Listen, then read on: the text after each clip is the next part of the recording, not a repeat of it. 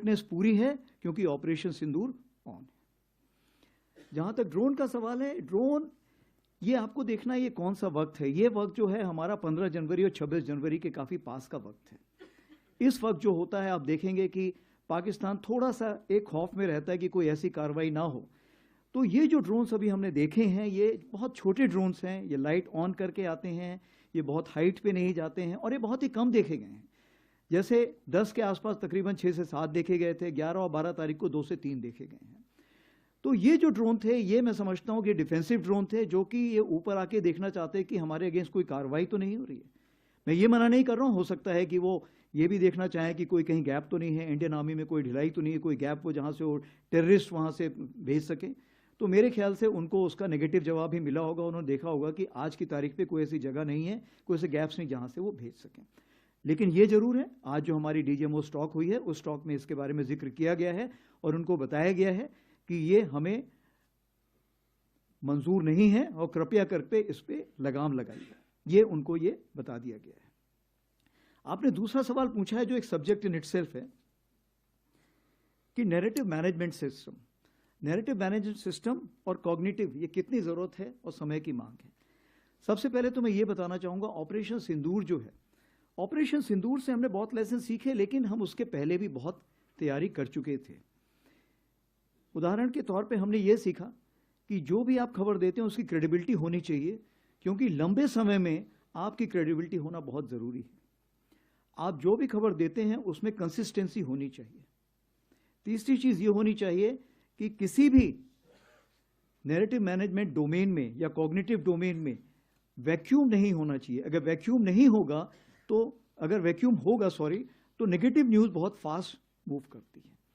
चौथी चीज क्या है कि आप नेगेटिव न्यूज को कितना तूल देते हैं। आपने ये देखना है कि कितनी नेगेटिव न्यूज नहीं आई थी। उदाहरण के तौर पे मैं आपको बताना चाहता हूं कि जब से 22 अप्रैल के बाद से जितने भी हमारे ट्विटर हैंडल थे इंडियन आर्मी के, वो सारे ट्विटर हैंडल जो वेस्टर्न फ्रंट को फेस कर रहे थे वो बंद कर दिए गए थे, ताकि कोई ऐसा ना करे कि वेस्टर्न कमांड ने ये बोला है और जब तक हम वेस्टर्न कमांड से चेक करें तब तक वो न्यूज सब जगह जा चुकी है। तो जो सिंगल सोर्स ऑफ ट्रुथ था, वो सिंगल सोर्स ऑफ ट्रुथ हमने सिर्फ एडीजी स्ट्रैटकॉम रखा था। इसीलिए आप देखेंगे कि हम लोगों की क्रेडिबिलिटी बहुत हाई थी। दूसरी चीज ये है, हमने इन्फो ऑप्स ग्रुप्स और इन्फो ऑप्स डेस्क बनाए हुए हैं जो कोर हेडक्वार्टर तक पहुंच चुके हैं, और ये जो है कार्रवाई करते हैं इस प्रकार की कि जहां भी कोई इंफॉर्मेशन है वो सही जगह से सही वक्त पर पहुंचे। सबसे बड़ी बात आती है साइकोलॉजिकल डिफेंस की। साइकोलॉजिकल डिफेंस क्यों?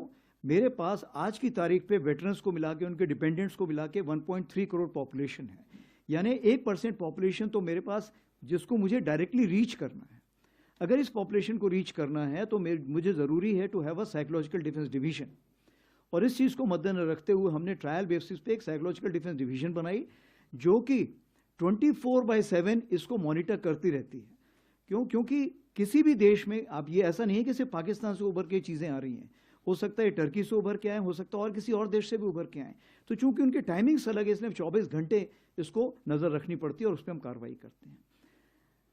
इसमें चूंकि होल ऑफ नेशन अप्रोच होता है, तो जैसे आपको पता है कि एक सेंट्रल सेल बनाया गया था जिसमें हर मिनिस्ट्री के लोग बैठे हुए थे और फेक न्यूज को वो काउंटर कर रहे थे और करेक्ट न्यूज देने की कोशिश कर रहे थे। उसके अलावा अब सिंदूर के टाइम पर हमने डीआईबी के साथ और मैती के साथ मिलके बहुत सारे यूआरएल्स, यूट्यूब चैनल्स और ट्विटर हैंडल्स को ब्लॉक किया था, क्योंकि वो उस टाइम हमारी नेशनल नेसेसिटी थी। और ऑफ कोर्स फेक न्यूज के ऊपर फेक स्टैंपिंग तो हम खुद ही उसी वक्त लगाते थे जैसे हमको पता लगता है। तो मैं आपको यही कहना चाहूंगा, हमारी तैयारी बहुत थी, और अगर आप उस ट्वीट को देखें जिसको हम बोलते हैं जस्टिस सर्व्ड ऑपरेशन सिंदूर, आज की तारीख पे वो 23 मिलियन हिट्स ले चुका है। Thank you.